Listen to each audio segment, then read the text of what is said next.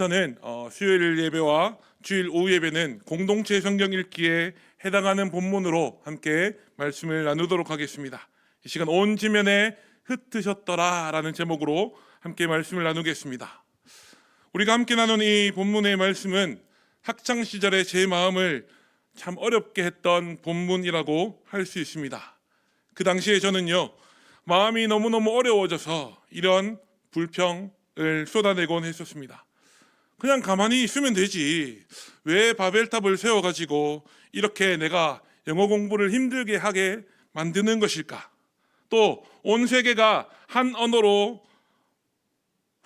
쓰며 살아간다면 얼마나 좋을까라는 불평을 내놓은 적이 있었습니다. 저뿐만 아니라 여기 계신 성도님들도 저와 같은 혹은 저와 비슷한 불평을 하셨을 것 같습니다. 오늘 우리는 이 창세기 11장 말씀을 살피고 있지만 본문에 앞서 창세기 10장 말씀을 보게 되면 하나님의 약속대로 또 하나님의 말씀대로 땅에 충만하게 번성했던 그 노아의 후손들의 이야기를 기록하고 있습니다. 하나님의 은혜로 말미암아 번성함을 맛보았던 그 노아의 자손들은 하나님의 은혜를 기억하며 놀라운 은혜를 베풀어 주신 그 하나님 앞에 감사하는 것이 아니라 도리어 하나님의 뜻을 거역하는 행동을 하게 됩니다. 그 사건이 바로 오늘 본문이 기록하는 바벨탑 사건입니다. 오늘 우리가 함께 보는 이 창세기 11장 말씀이 기록하는 바벨탑 사건의 핵심은 무엇이겠습니까? 피조물인 인간이 창조주이신 하나님의 뜻을 거스르고 그 창조주 하나님의 이름 대신에 내 이름을 내려고 했다라는 것입니다. 그뿐만 아니라 피조물인 인간이 창조주이신 하나님과 같이 되려고 하는 그 자만, 그 교만한 마음에서부터 죄가 시작되어진다라는 것을 우리는 보게 됩니다.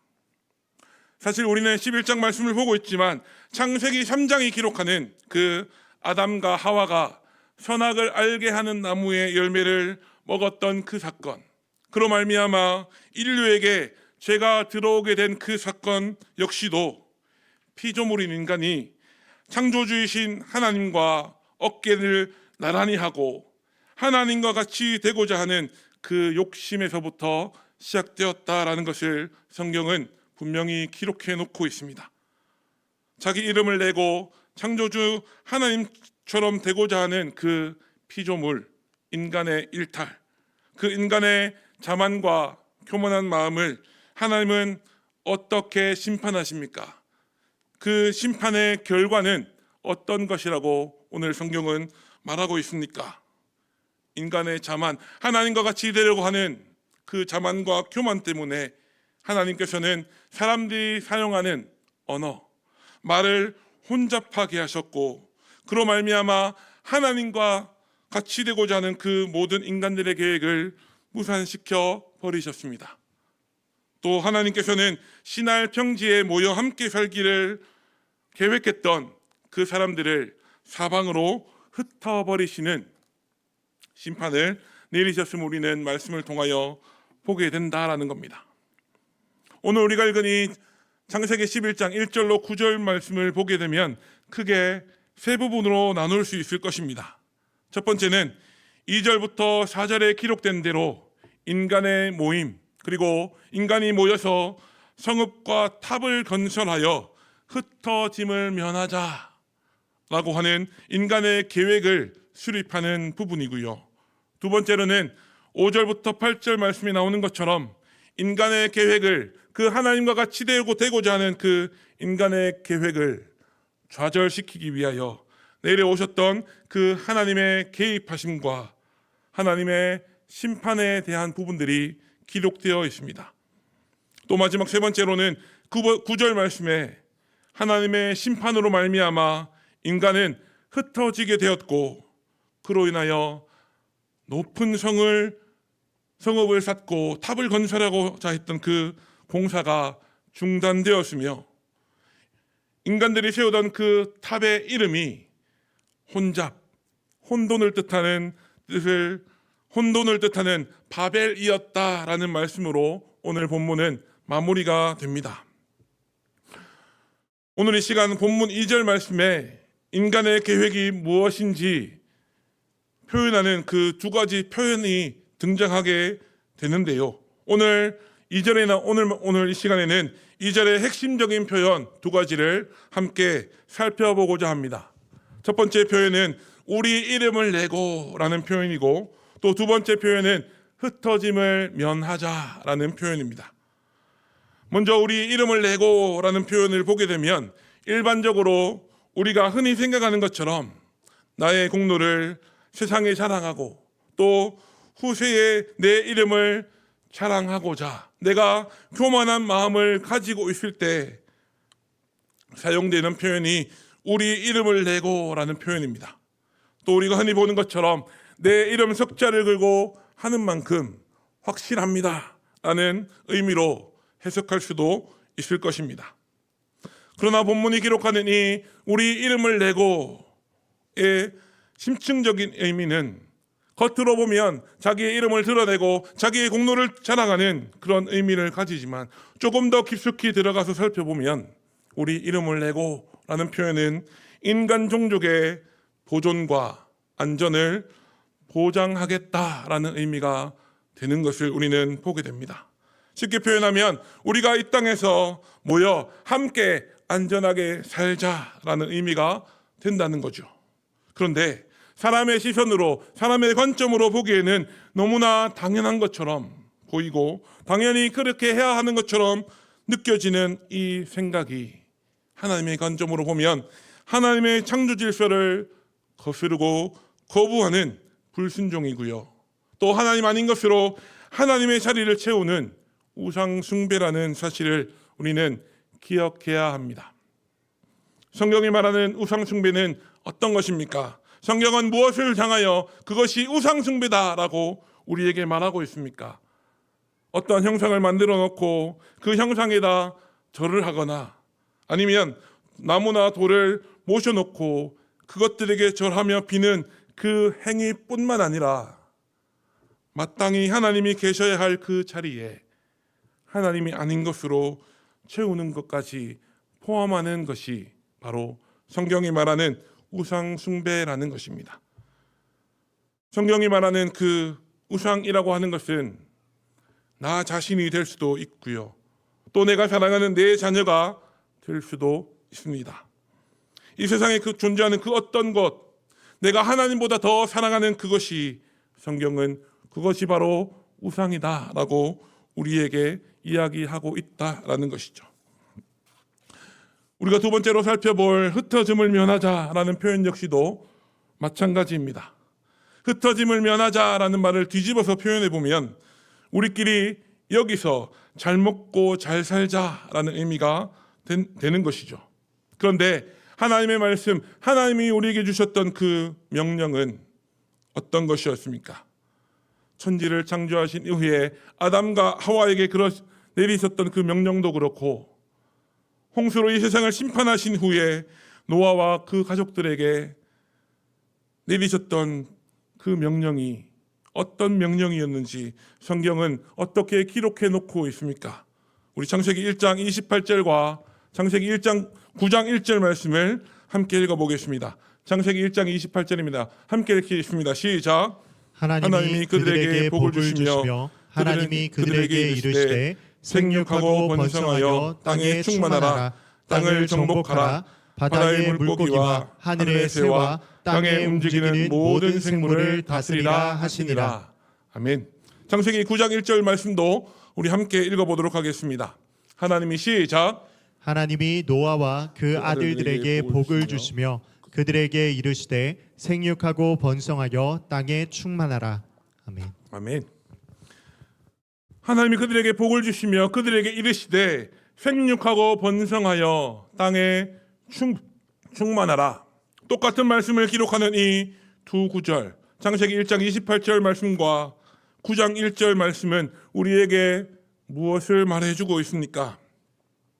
하나님께서 아담과 하와에게 그리고 홍수 심판에서 유일하게 살아남은 노아와 그 가족들에게 너희는 땅에 충만하라. 온 땅 가운데 넓게 흩어져서 땅을 정복하고 땅을 다스리라라는 명령을 똑같이 내리셨음을 우리는 보게 된다라는 겁니다.